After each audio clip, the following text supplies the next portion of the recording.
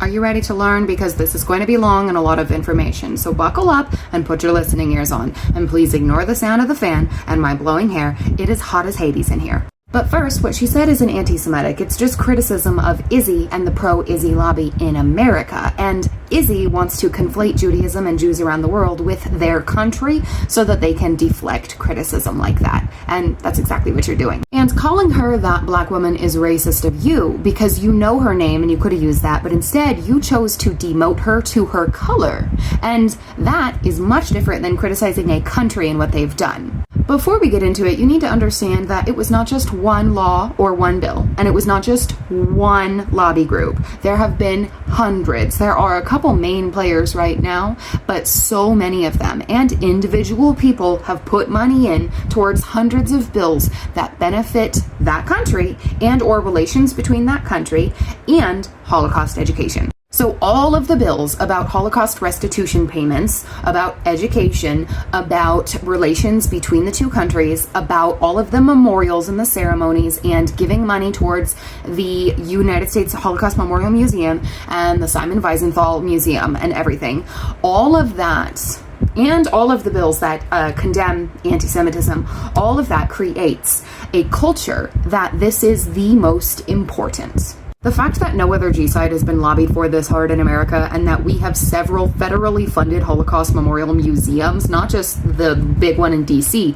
but there are no federally funded museums for the G-side of the indigenous people, says a lot. So without further ado, all of the bills that I have collected so far regarding Holocaust education in America. Do note that a lot of these were just introduced as bills, but they were not passed into legislation. But every year afterwards, they would be introduced again under a new name. It's kind of like a narcissistic tactic to just try to wear Congress down, and after a while, they pass it. 1975 HR 5490 and 1977 HR 536, both to do the same thing, to create and distribute educational materials about the Holocaust. 1980 HR 8081 to establish the Holocaust Memorial Museum. That became a law, and then there were many afterwards regarding the museum and their council. This is going to be a doozy. 1985 HCR 121 and HCR 133, and 1986 HCR 66 and 1989 HCR 182, which all sought to encourage public schools to develop curriculum for and to teach about the Holocaust. And of course, as I'm saying this, I am saying Holocaust. And by them doing this, by using a word that is literally just a synonym for G-side, just to denote one, they don't call any other a Holocaust, let alone the Holocaust, as one of Yuval's points was, is that it's the Holocaust. All of that creating the culture that it's the most important. This is already 3 minutes, so I'm going to make this a part 2. One thing that irritated me beyond measure about Yuval's video is he said, "Why do you think it's called the Holocaust?" Yeah, also literally like a marketing ploy, because they have made it seem like the most important G-side because of all of these bills. So here's part 2 on all of the bills that have created this culture that it's the most important. Now, some of those first bills that I mentioned were about Holocaust education in K-12 settings, but this one, the 1993 SR 277, was about the Schindler Project, educating high school seniors specifically. The 1999 HR 3105 Holocaust Education Assistance Act, which sought to give grants to educational organizations which taught about the Shoah. So they were literally benefited for teaching about it, and that's why they started doing it. Now, don't get me fucked up. Holocaust education is important to learn about, obviously, but so are other G-sides, right? But it wasn't mainstream education until like the late 90s is when it really took off. But in the 70s, more textbooks were being written about it. Up until then, it was like really few and far between. But right now, only 27 states are mandated to teach about it. I'll get to that. But most states do. However, those states do not teach about the G-side of indigenous peoples here in the same manner, nor of literally anything else. 1989 HR 3210, which was providing financial assistance to Simon Wiesenthal Center. In 2001, HR 477 and HR 1620 were both on the Holocaust Education Assistance Act, providing assistance to educational institutions that taught about it. Now, I believe that the Holocaust Education Assistance Act was one of the ones that was introduced so many times because it never got past the introduction phase until it did. Now, this is a whole other topic, but there are also a lot of bills for restitution payments for the Jewish Holocaust victims, just the Jewish ones for the most part. But the Claims Conference and the World Jewish Congress, those are problematic.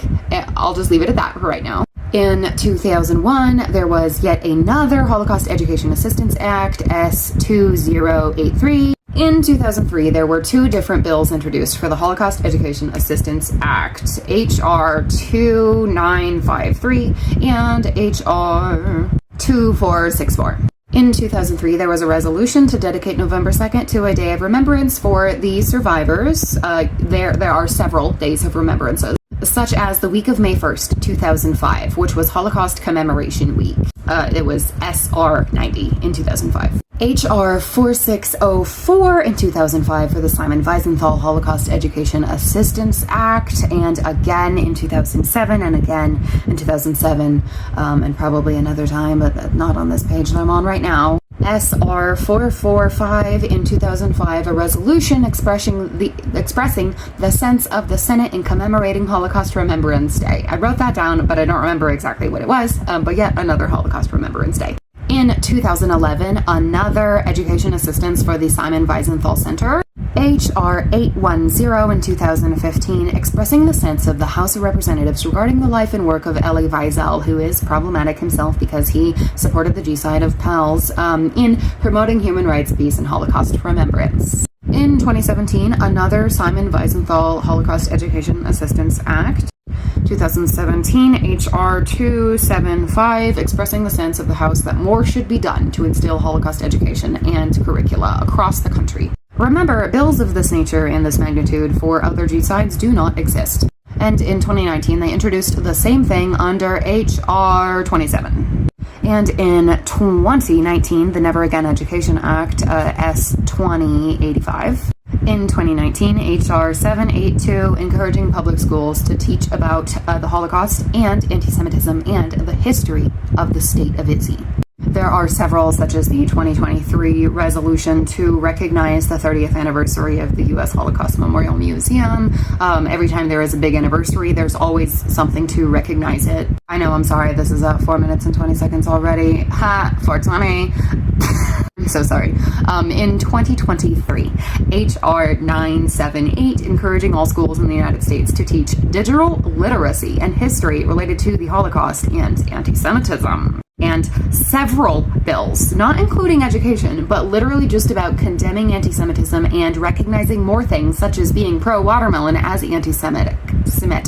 There have been several about anti-Semitism throughout the history of the Izzy lobby, but recently there's been like 15 that regard it in the last year or two, including HR 1173 in 2023, which moves to consider the definition of anti-Semitism set forth by Holocaust Remembrance Alliance, which is the fake bullshit definition of it, the one that they can change whenever they want, whenever it suits their needs.